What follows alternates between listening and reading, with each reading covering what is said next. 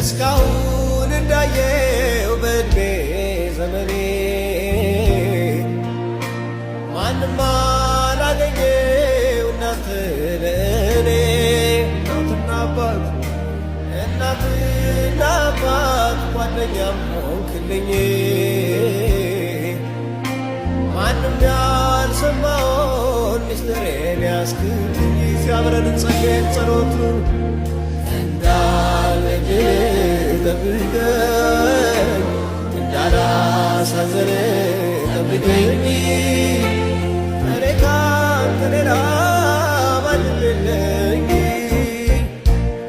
እንዳልበድል